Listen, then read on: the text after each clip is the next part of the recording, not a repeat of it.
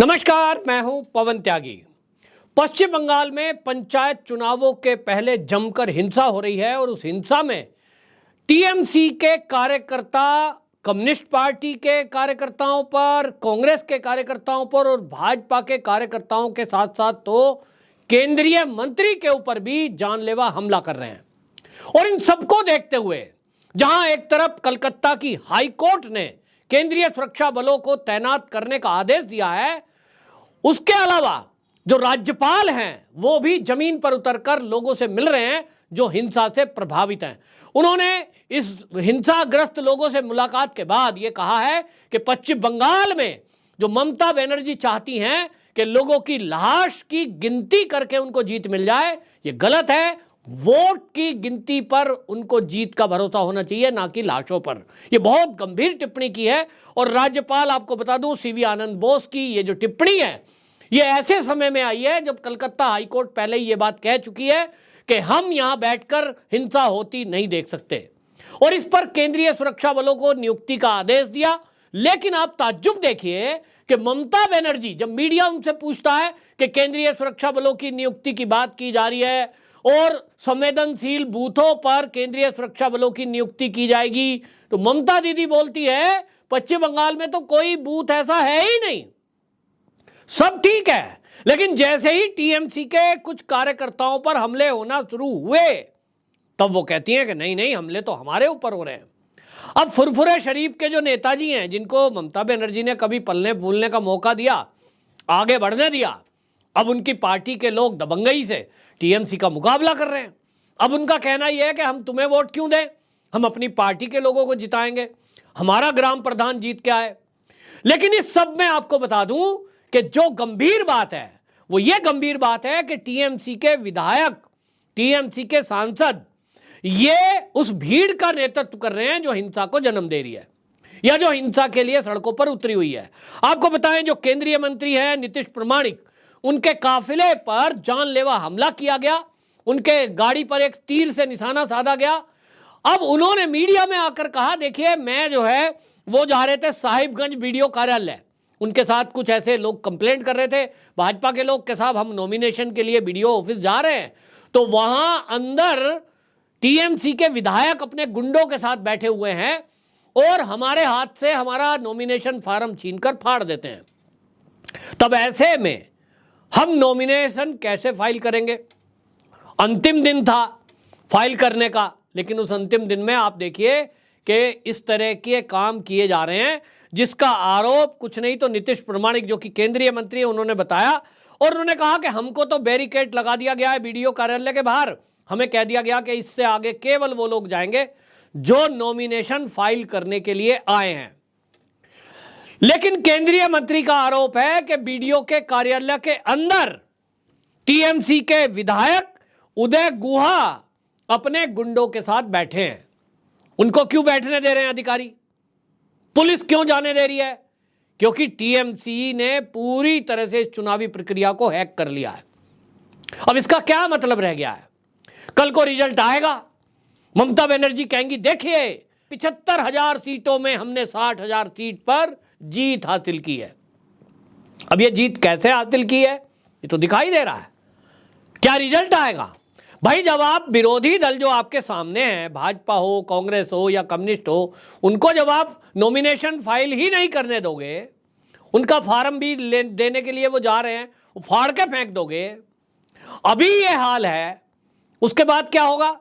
आप कहेंगे भाई निर्विरोध चुन लिए गए हम, तो वो तो होना ही है। आप दूसरे पक्ष को मैदान में उतरने ही ना दें। और जो अभी से हिंसा जो हो रही है जगह जगह, एक जगह तो कांग्रेस के कार्यकर्ताओं को डाला, ये पूरा प्लान करा हुआ है, ममता बनर्जी के इशारे पर ये हो रहा है, ये भाजपा के नेता का कहना है। और इसलिए आपको बता दूं, ये जो प्रियंका टिबरेवाल है, उन्होंने तो सीधा आरोप लगाया है कि ये जितनी भी हिंसा पश्चिम बंगाल में चुनाव के पहले हो रही है, इसके पीछे ममता बनर्जी हैं, इन्होंने ही उकसाया। और पिछले चुनाव में भी ममता बनर्जी ने उकसाया था। अभी भी अपने कार्यकर्ताओं को ये लगातार ये कह रही हैं कि यदि यहां केंद्रीय सुरक्षा बल आए तो हमें उन्हें सबक सिखाना है। इसका क्या मतलब है? इसका मतलब यह है कि ममता बनर्जी अपने कार्यकर्ताओं को कह रही है कि केंद्रीय सुरक्षा बल यदि यहां आते हैं तो उनके ऊपर हमला कर दो। उनके ऊपर हमले हो रहे हैं, उसके लिए वो उकसा रही हैं। तो क्या करना चाहती है ममता बनर्जी? ममता बनर्जी पश्चिम बंगाल को पूरी तरह बर्बाद करना चाहती हैं, ऐसा लग रहा है। क्योंकि जब सरकार में जो बैठे हुए लोग हैं, वो मुख्यमंत्री, मंत्री, विधायक और पुलिस, वो खुद हिंसा के लिए उकसा रहे हैं, तो सोचिए रोकेगा कौन? केंद्रीय सुरक्षा बलों के विरुद्ध आप जो है रोकने के लिए सुप्रीम कोर्ट तक चले गए, आपने रिव्यू पिटीशन डाल दी हाई कोर्ट में, साहब केंद्रीय सुरक्षा बलों को रोका जाए। क्यों? कोर्ट ने पूछा क्यों? बोला ये बीजेपी का फेवर करेंगे। क्यों भाई? वो कोई पश्चिम बंगाल के वोटर तो नहीं है, वोट तो नहीं डालेंगे, वो ईवीएम मशीन में बटन तो नहीं दबाएंगे, और अगर दबाएं तो आपके पास कैमरे हैं। पिछली बार भी ऐसा हमने देखा है, विधानसभा चुनाव में ममता दीदी ने क्या किया था, एक पोलिंग बूथ के अंदर ही जाकर बैठ गई थी कैमरे मौजूदगी में। तो क्या यह नियम का उल्लंघन नहीं था उस समय कि ममता दीदी कमरे के अंदर बैठी है, जहां वोट पड़ रहा है, ईवीएम मशीन रखी है, अधिकारी बैठे, आप कुर्सी डालकर बैठ गई, मैं बैठी हूं यहां देखती हूं। अरे भाई, किसी को भी इस तरह के जाने की अनुमति नहीं है। हां, वोट आप देखने जाना चाहते हो, कहीं आप पे कंप्लेंट है तो आप जाइए, लेकिन वोट डालने अंदर वही जाएगा जिसका वहां वोट है। आप जाती हैं और कुर्सी डाल के बैठ जाती हैं, इसका क्या मैसेज है? बिल्कुल साफ है कि मेरे लिए कोई नियम कायदा कानून नहीं है, हम कोई कानून नहीं मानेंगे। और इसलिए केंद्रीय सुरक्षा बलों से दिक्कत है, क्योंकि केंद्रीय सुरक्षा बल तो पूरा नियम कायदा मनवा के रहेंगे, बूथ के अंदर किसी को जाने नहीं देंगे, जो वोट डालेगा बस वही जाएगा, नेता कोई कितना भी बड़ा क्यों ना हो। और ममता दीदी को ये बातें पता है कि केंद्रीय सुरक्षा बल आई तो ना उनके विधायक की कुछ चलेगी, ना उनके मंत्रियों की चलेगी, ना सांसद की। और इसीलिए ममता बनर्जी पूरी ताकत लगा रही है कि किसी तरह केंद्रीय सुरक्षा बलों की नियुक्ति ना हो, ताकि पूरे पश्चिम बंगाल का जो ये ग्राम सभा का चुनाव है, इसमें वही जीत जाए। फिर जो है ग्राम सभाओं के माध्यम से, भाई 2024 में लोकसभा चुनाव आ रहा है, उसमें उनको वोट मिलने के लिए आसानी रहेगी, गांव-गांव में उनका प्रधान रहेगा, उसके जरिए वो पूरा दबंगई चलाएंगी गांव के लोगों तक। ये सारी योजना चल रही है। तो अब इसमें आपको बता दूं, टिबरेवाल ने तो ये मांग कर दी कि सीधा सीधा ममता बनर्जी को जेल में बंद किया जाए। उकसाने के लिए कार्यकर्ताओं को आप केंद्रीय सुरक्षा बलों पर हमले के लिए उकसा रहे हैं, वाकई में ये गंभीर अपराध है।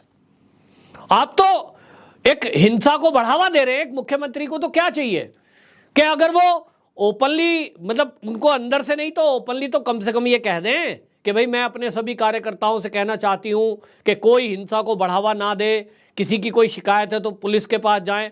भाई पश्चिम बंगाल में तो पुलिस भी टीएमसी के कार्यकर्ताओं की तरह ही काम कर रही है, और ये कोई और नहीं कह रहे हैं, वहां के राज्यपाल कह रहे हैं कि पुलिस से तो हिंसा रुक नहीं रही है।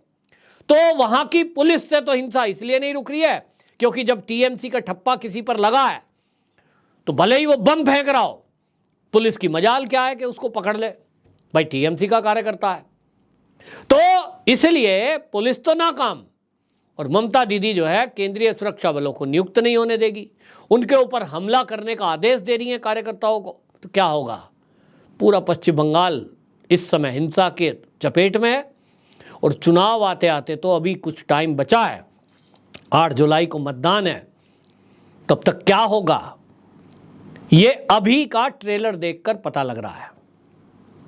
लेकिन इतना भी समझ लीजिए कि ममता बनर्जी जिस तरह से कार्यकर्ताओं को उकसा रही हैं, जिस तरह से पुलिस का दुरुपयोग कर रही हैं, जिस तरह से केंद्रीय सुरक्षा बलों की नियुक्ति का विरोध कर रही हैं, ये ममता दीदी को ही भारी पड़ने वाला है। क्योंकि यदि चुनाव में हिंसा भड़की तो समझ लीजिए कि केंद्र के पास राष्ट्रपति शासन लगाने के अलावा और कोई बचेगा नहीं रास्ता।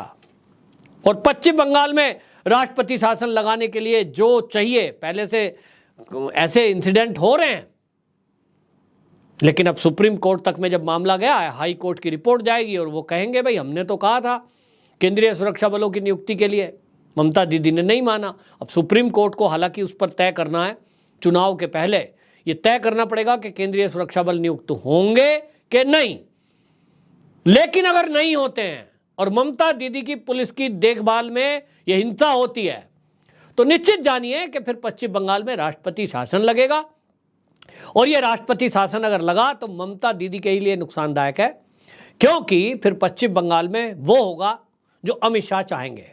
तो क्या दीदी ऐसा चाहती हैं कि ये जो पश्चिम बंगाल है ये अमित शाह के कंट्रोल में आ जाए? अगर नहीं तो दीदी को इस हिंसा पर लगाम लगानी होगी, वरना केंद्र की पूरी तैयारी है। वंदे मातरम।